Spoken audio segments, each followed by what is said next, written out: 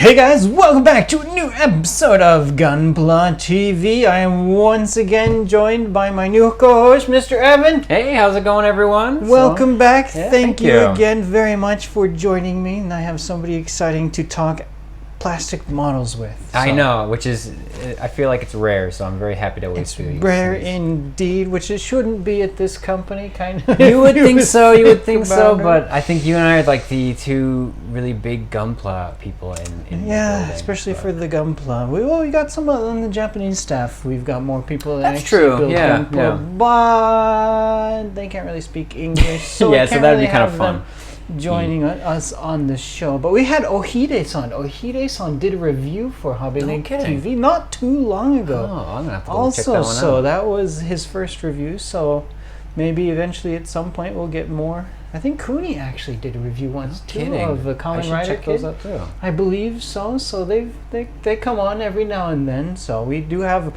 lots of faces here at HobbyLink Japan. So lots of people here to do reviews.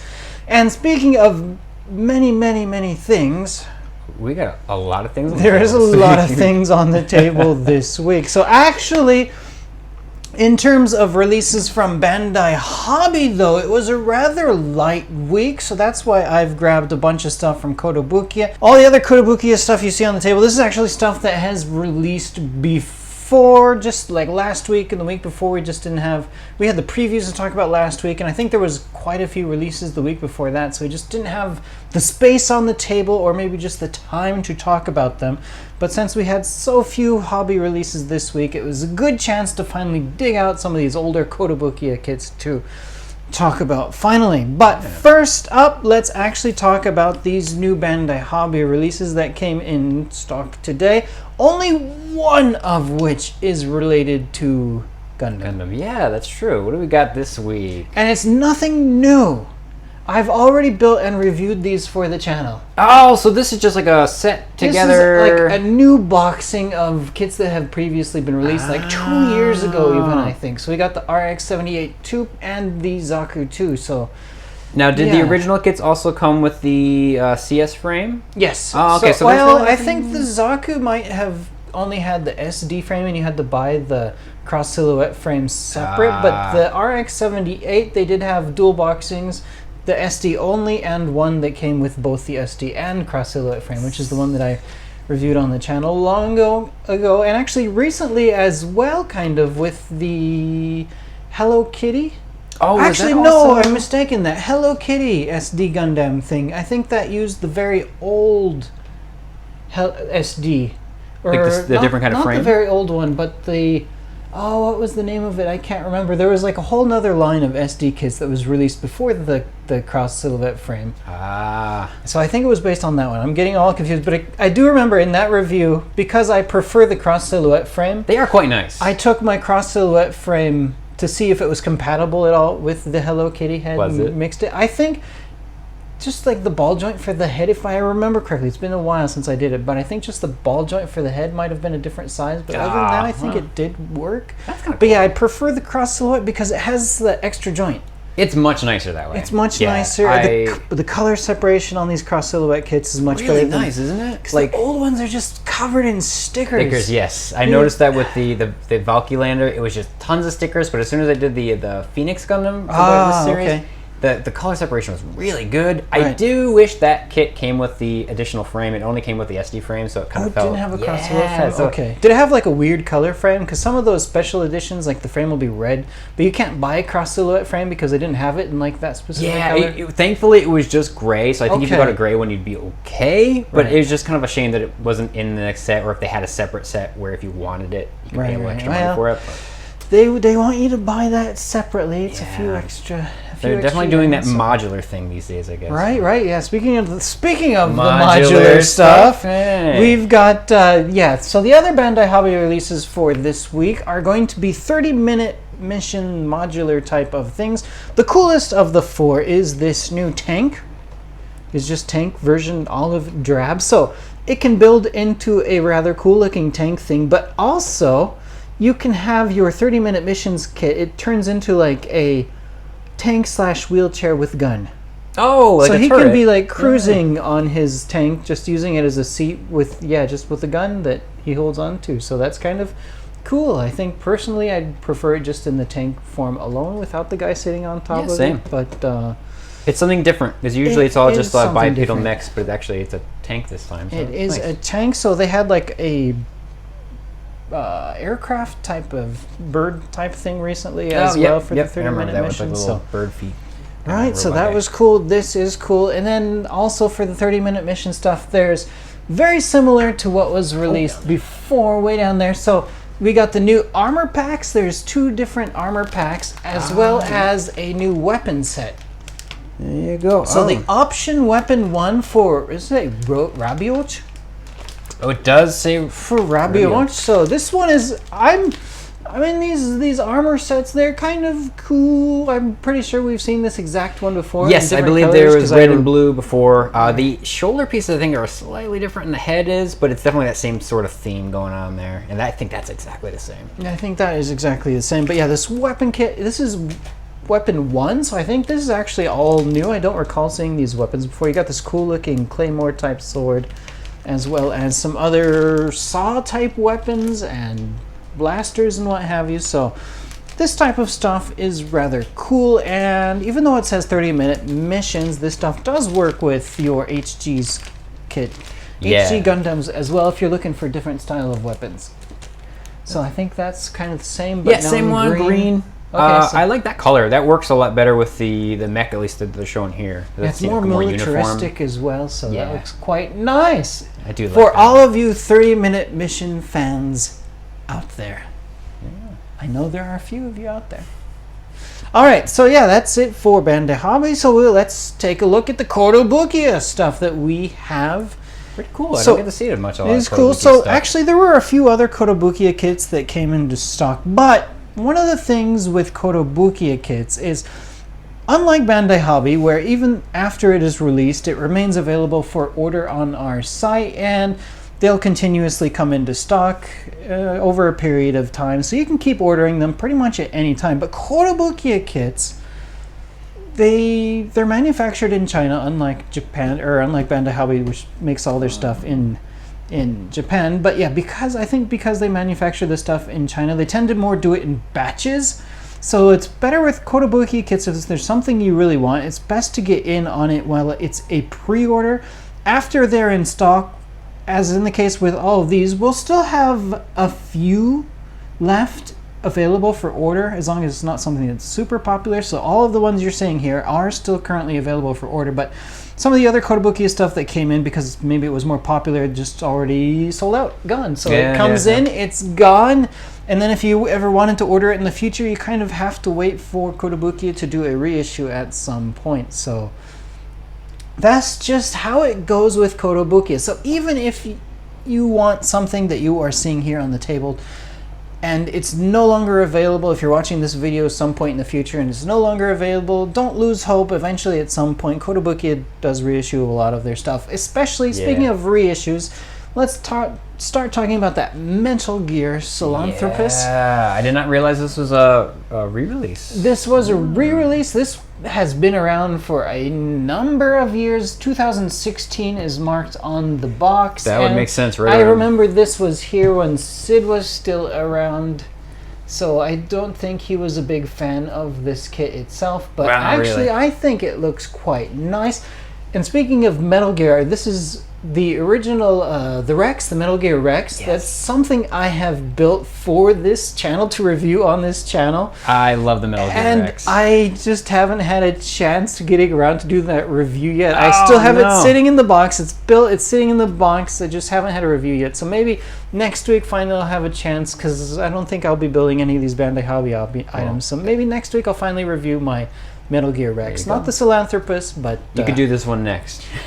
Maybe finish up the Rex, then hop on to this I gotta have this set. So actually, I kind of prefer the look of the Rex better. I do too. I mean, I wasn't like in the game. I thought this was a cool design. It was a little bit out of place considering the timeline of the game, but like the Rex is still my favorite. The Rex is the classic. It's the original, and that looks best. So That's cool though. I love the metal foil that they have on these boxes. The boxes for the Metal Very Gear kits, premium they looking. look quite nice. Yeah. So even the Rex, I was just mentioning about Kotobukiya kits, like they get reissued and then they're gone again. I think it was reissued, so I was like, yes, I'm gonna finally build it, and I think now it's gone again. But I think so, it'll be yeah. back at some point. Rex has always been reissued since I started working here at HobbyLink Japan. I think I've seen it come back into stock at least 3 times. Each time I see it, I'm like, oh, I want to build that finally and review it. And then, like, previous 2 times, like, then it came and it's gone. I missed my chance. So the recent time that it was in, I was like, I'm finally going to build it. So I grabbed one. But yeah, it'll be back at some point, even if you can't order it. All right, so Nice. I'm looking forward to that, actually. I love that mech. So. it's a cool kit. And speaking of other cool kits, this one, on top of that, we'll just work our way from that side over here. So this is something else I reviewed a long time ago. Oh, really? And this is kind of cool. So this is a Kotobukiya kit, but it's also a Hasegawa kit. So from Hasegawa, we've got the MechatroWeGo. So this is the larger style of MechatroWeGo, and I reviewed that, gosh, maybe 3 years ago, 4 years ago. I reviewed an orange one. But this boxing comes with not only the MechatroWeGo, but it comes with that little frame arms girl. What was her name? Oh, what is her name? Is her name? Does it have her name? Go-Rai? Oh, yeah, Go-Rai with... Go-Rai, and it comes with 20 MechatroWeGo brown. So actually, that Mechatro should be for me. It's brown. That Mechatro is really nicely built. It has a lot of detail on him. I like him. It looks cool. Yeah, it looks like you can fit the little frame arm girls. She'll sit on the inside of it. So that's kind of... That is nice. Quite cool. Yeah. Kind of interesting. It's interesting to see a Hasegawa Kotobukiya collaboration. I don't recall ever seeing Hasegawa and Kotobukiya have a collaboration before. Yeah, but hopefully they'll do more. I like the way that looks. You never know. And it has water slide decals I see on the side of the box. So I think that's something else that we tend to see more with Kotobukiya kits than, say, Bandai. Is it really? No, because I definitely like water slide better. But They definitely look best, and they're easier to place than stickers. adjust and all that. Yeah. A little bit more work though, because you got to get out that water. And And like the tweezers, and you gotta get really careful. Yeah, But be they really- look nicer in the long run. I think. Yeah, once they get dry, they stick on quite nice and look great. And speaking of looking great, this next kit, I love the design of it. Now this one I think is actually probably the least available of all these others. There's only a few left of this guy, but he looked quite cool, so I really wanted to get him on. So SA-16EX Stylet multi-weapon expansion test type. So of all the ones here on the table, this one is looking most Gunpla-ish. Yeah, I would agree. Especially his head and the eyes there. Right? Yeah. It looks quite cool. And this is part of the frame arms line. This is kit number 50. Frame arms number 50. So I guess they've pumped out Quite a few. 50 of these frame arm kits to date. So that is something cool, quite exciting. And Even have an unpainted sample on the side there, so you know what it looks like. oh, that's with all those that's touched kind up of stuff. cool, because usually, like on the Bandai Hobby, whenever you get the Always sample painted. pictures, they're always painted. And they always look nice, but it's a little misleading. You don't see what's in the box. It is indeed, and that's kind of part of the reason why I don't do anything special with the Bandai Hobby kits when I build them and review them on the channel. So you can just see exactly what you get when it comes out of the box. Because if you want to see what it looks like painted, all you need to do is look at the images on our site, because usually those sample images are all painted. So yeah, I mean, I'll do like the Gundam marker from my reviews just to get some stuff, like details pop out a bit more, but that's about it, really. right. Well, you're still new to doing the reviews on this channel too. At some point, you're gonna give up on the on the details. On the Maybe. details, you're like, yeah, I built it. That's good enough. I gotta I think that was me for the go do something else. Valkylander. I kind of just Okay. That's done. The Valkylander, that was one of the ones you had like stickers. That one was a little bit rough because I was just looking at the stickers. I'm like, oh man. Yeah, once you're done with those stickers, it's like, okay, I don't enough. want it. Yeah. I'm done with this kit, so yeah. Yeah. All right, so moving on to the other Kotobukiya kits that we have. Now, there was actually 2 different versions of the Buster Tortoise, and I just grabbed this one because I love this giant gun that this guy had sitting on the top of his back or his shell. So I think this is actually just a reissue. I think both of these might just be reissues. I'm not quite certain about the Iron Yeti, if he's a reissue, but I believe definitely the Blaster Tortoise was a reissue. So this is part of the high-end Master Model Zoid lineup. So I've built a number of Zoid kits over the year, and I'm a big fan of turtles. So I think this guy looked quite quite cool, as well as the other one too. So yeah, the level of detail on these guys is really nice. they're quite actually, Kotobukiya does a pretty decent job, I have to say. Their kits, I mean, Bandai, of course, they were like superb, but Kotobukiya, they're not too shabby. Yeah. And yeah, once you get it on, all those weapons and all those details on this guy, he looks quite cool, I have to say. And yeah, he's a turtle. How could you go wrong? How could you go wrong with a turtle? It's like Blastoise from Pokemon. It looks like he's got the guns on top. Yeah, it's a little turtle with a huge gun on the back, just in a different kind of form. So yeah, Pokemon fans, this kit is also for you. Maybe it does look nothing like Blastoise. Do you know what Blastoise is called in Japanese? I can't remember. I can't remember the name. I can't remember. They change all the names between English. So like sometimes I'll mention like the English name of a Pokemon to somebody, like Snorlax, and a Japanese person's like, "What the heck?" I have no idea. Is a Snorlax? Yep, exactly. They have a lot of them that are just. And I have to like different. look on my phone to find the image, and it's okay. I've never remembered all the names for Pokemon. I've never remembered them. 150, but I've never remembered them in English, let alone Japanese. So yeah. But speaking of cool monsters, moving on next. This guy is ginormous. Coming in, once he is built, he's going to stand 285 millimeters tall. It is the Iron Kong Yeti. Monstrous box. It even comes with its own handle because it's so large. It is a big box. I'm not sure how much you can tell like on camera how big this thing, but this thing is just standing in front of us. He's big. And as much as I would love to build this thing, I think everybody out there would get mad because they remember a long time ago I started a build of Gojulus the Ogre, which has to be the absolutely largest Zoid kit. Oh. And I never finished it. I still have all the parts. I still have everything. It's still sitting there. I've never gotten around to finishing that thing. Now that it's no longer available for order, it's like, well, if it ever comes back for reissue, then you can then I'll finally finish it and do the review. But yeah, just the size of that thing, it feels a bit daunting sometimes. Yeah, I'm just looking at this box. If it's anything like this one, I can imagine it's taking a while. It's bigger than this one. So yeah, this guy's a bit more simplistic, I would have to say. I could probably knock this out in a weekend. Really? Wow. I haven't seen the inside of this box, so I'm not sure how big the pieces are. It's got all the different partitions, I'm sure. Yeah. So probably not too complicated. None of these kits are really terribly too complicated. They just take time. Yeah. I can see that. But yeah, Iron Kong Yeti still available for order at this time. If you'd like to see us build it, though, leave a like or leave a comment down below. Say, build the Iron Kong Yeti. And we will get on that. And we'll look into it. All right. Or this one. Or the Sahelanthropus, yeah. There's lots of cool Kotobukiya kits. So not only these kits, but definitely take a look at our site, HobbyLink Japan, HLJ.com.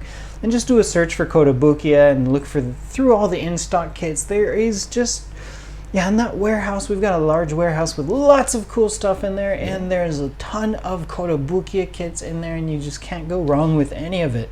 Especially now if you're still staying home, if you're not going out too much. It doesn't seem to be perfect time to be building models, staying safe, staying indoors. I think it has been a while. We couldn't do it last week, sorry. Because we had a lot of the new previews that went up, so we didn't have a chance last week to do comments or the 5,000 yen HobbyLink Japan store credit giveaway, but it is finally time to do a giveaway for all the comments for the month of June. And yeah, we'll take a look at some of the comments and do a giveaway as well. So let's take a look at some interesting comments. Let's take a look. Then. So Mr. Evan he's now helping me with all of this stuff, the comments and so yeah, he's going to be the main one from now on reading through all of your comments. I'll be looking at all your comments, so make some interesting ones. So be kind, be nice. Yeah, that's right. All right, so what do we have for comments? I haven't seen these before, so this is kind of exciting for me. Yeah, so let's look. So, first we have one from your review for the Wodom from Kotetsu. He says, I can't believe what I'm about to say. It's not bad at all. I remember the critics of the work of Sid Mead did for Turn A Gundam, and the Wodom was as ugly as all the other mechas.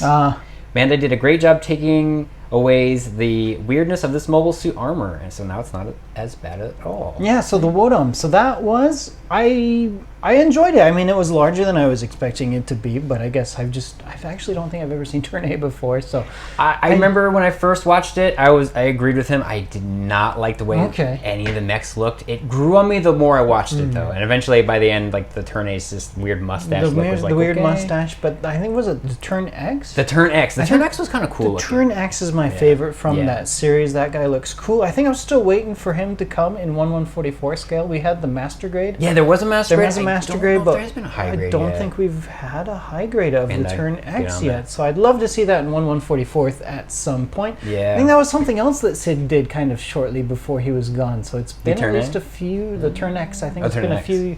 It's been a few years since that kit has come out. I don't think I ever actually built it for Master Grade. Well, hopefully they do a 144 of the regular real grade. A real grade would be cool. A real grade would be really cool. The Turn X, Turn A, I think they could do. The Wodom is like really big. I know. Yeah. Like, apparently, it's like 2-3 times the size. If they were to do that in 1/100 scale, that would be something that we'd see in like the RE100 line. I think it'd be It'd be also really big, but probably really simple pieces. Right. It would look cool actually in that large scale. Yeah, I think it would really like. It's something we'll see like maybe 20 years in the future. Yeah, some people were thinking premium Bandai. There might be something that they do as like a really limited release too. No, it's true, but we'll have to see. Usually the premium Bandai stuff, it's not usually so much like completely brand new stuff, just like different versions of like retooled things. Kits. Yeah. So yeah, so we'll see. We shall indeed. But we also have Wodom look cool. Yeah, I do like the Wodom. So also we have from James Caulfield. I think this was on the last week's or 2 weeks ago's Gunpla TV Friday episode. Oh, an actual Gunpla TV. Yeah, comment. Okay, so not from a review. Yeah, so it would be really nice to see Bandai move away from the polycaps altogether, and they probably won't happen for a while, but it would still be really cool. In response, Tetsugen said, "Why though? I don't understand why people are so anxious for polycaps to be eliminated." Okay, so I always mention my reviews whenever I see a kit has no polycaps. I'm always excited, like, yeah, this kit has no polycaps. Because personally, for me, I'm not the largest fan of the polycaps. They tend to be a bit more loose in feel, because the plastic that Bandai uses for some of their kits now, especially the inner frames, it's not like a completely hard type of plastic. It's definitely it's a bit softer. Right. So I mean that's kind of like a perfect balance, I think, for something that's still hard plastic, but something that will still function in the same role as one of those polycaps. So I think that's the perfect balance. So even though we are saying there's no polycaps in the kit, there's still, the plastic they're using is still a great replacement for the polycap. It's not completely a hard type of plastic, so it still functions in the same way, but I find that type of plastic to do a really good job in just terms of the stiffness of the kit and continuously holding poses over a period of time. You don't get a lot of the sagging and what have you. Yeah. So that's just my opinion, but I guess there are some fans of the polycaps out there. So we have Team No Polycap and Team Polycap. Yeah, tell us which side you are on. I think we're both no polycap, no polycap, but we want to hear in the comments from you guys. Sure. Yeah. Oh, and we got one more for the... So it is time for the monthly 5,000 yen HobbyLink Japan Store credit giveaway.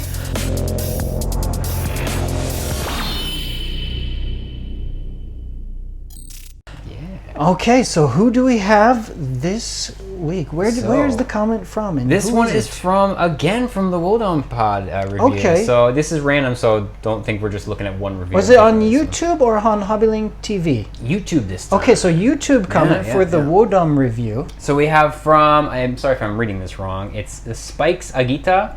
And he said, the regular Wodom will be a premium Bandai. I just know it. Just like we were talking about. So yeah.